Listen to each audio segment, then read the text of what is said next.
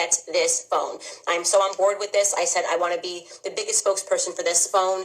This is called the Freedom Phone. If you use my code Candace, you can get 10% off. You go to freedomphone.com. Look at this. It's an actual smartphone. You're going, that looks like an Android. That's because it is an Android.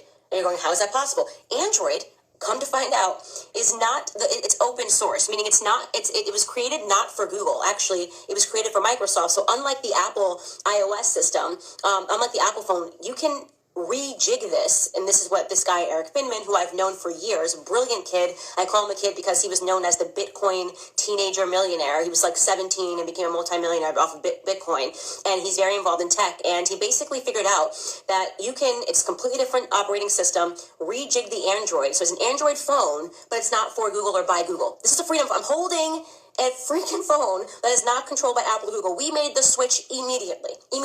So you're going, how do I make the switch that easily? I'm going to try to answer the first questions that came to my mind, because if you're like me and you're not know a lot about tech, then you're probably asking the same questions that probably have the same questions going through your head. So the first question I had going through my head is how am I going to make my phone? Can I keep my number? That was my first question, and I'm sure that I sound like pretty basic. The answer is yes. You literally every single phone has a SIM card. You pop out your SIM card and you insert your SIM card into here. That's it.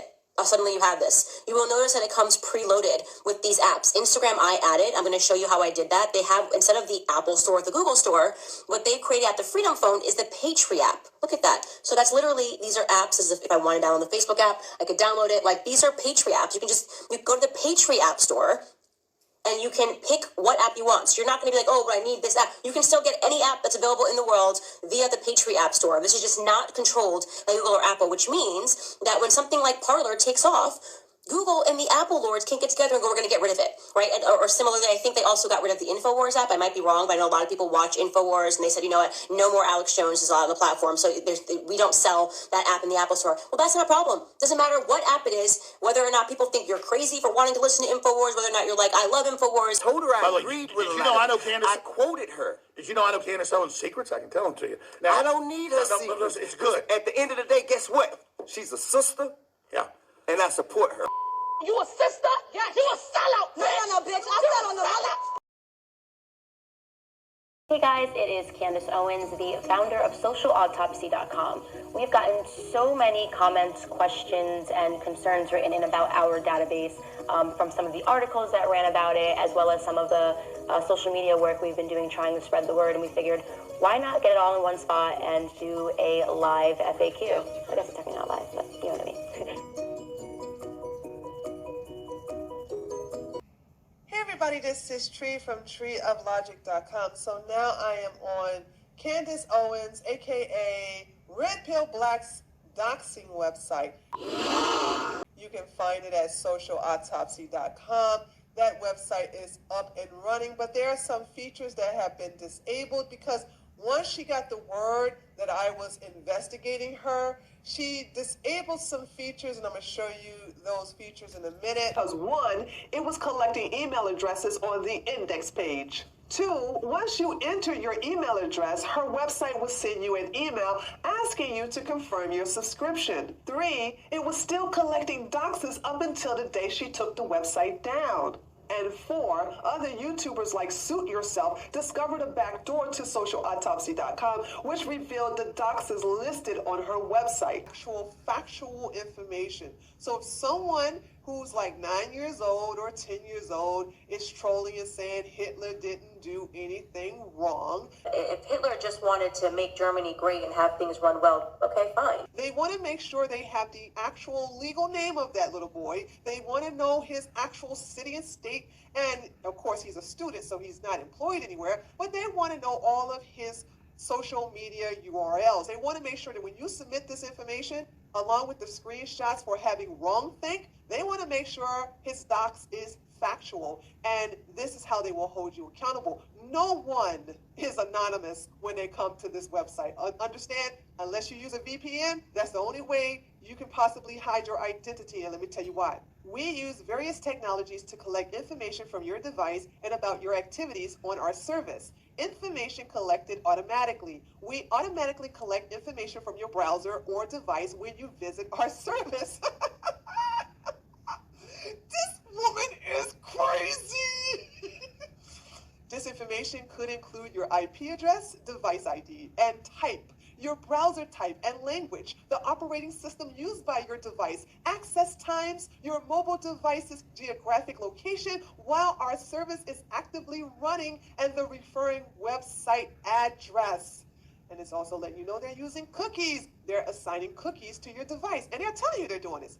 Cookies and use of cookie data. When you visit our service, we may assign your device one or more cookies to facilitate access to our service and to personalize your experience. Please explain to me how Paul Joseph Watson and Alex Jones, out of all people, missed this.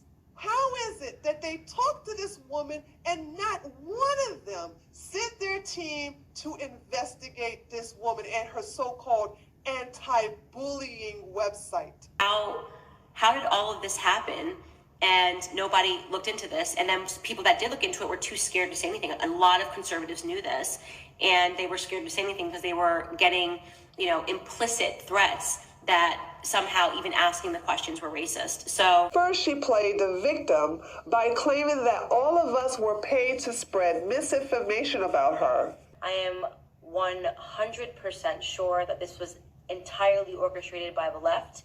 I don't know how deep this goes, but I sure know that people have said for a long time that Richard Spencer was working for Democrats, and I now firmly believe that. So let me explain why she keeps blaming Richard Spencer starting all of this instead of me. So this started when Tree of Logic made a video on this, and it started a ripple effect where a ton of YouTubers, including myself, made videos on Red Pill Black. You see, in order for her to play the race card, she couldn't tell everyone that a black female conservative started all of this. She had to portray herself as a victim of a racial attack by saying that Richard Spencer started all of this instead of me. Richard never made a video about Candace Owens. All he did was retweeted Andy Worski's video about her as a slight to Paul Joseph Watson. And if conservatives took the time to go to his Twitter profile, they would have seen this for themselves.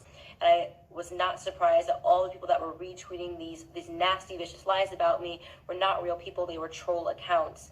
What does this mean for conservatives? The first is that we have to be really vigilant in what we believe. And when we hear something about one of our own, we cannot become skeptics, and we have to double down. And I think the thing that really bothers me about this is because for everyone that says, like, oh, we shouldn't have any infighting, we should just, no matter what, stand by people.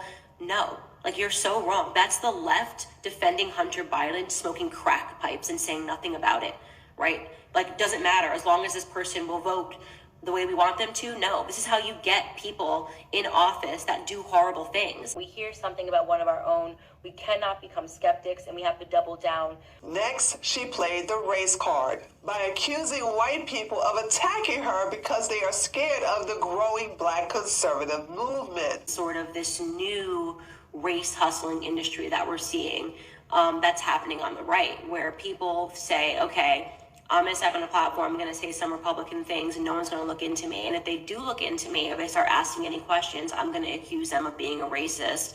Or I'm going to step on a platform, I'm going to say some Republican things, and no one's going to look into me. And if they do look into me, if they start asking any questions, I'm going to accuse them of being a racist. But it's not for Google or by Google. This is a freedom. I'm holding a freaking phone that is not controlled by Apple or Google. We made the switch immediately. She's going, how do I make the switch that easily? I'm going to try to answer the first questions that came to my mind, because if you're like me and you're not like know a lot about tech, if you're like me and you're not like know a lot about tech, if you're like me and you're not like know a lot about tech,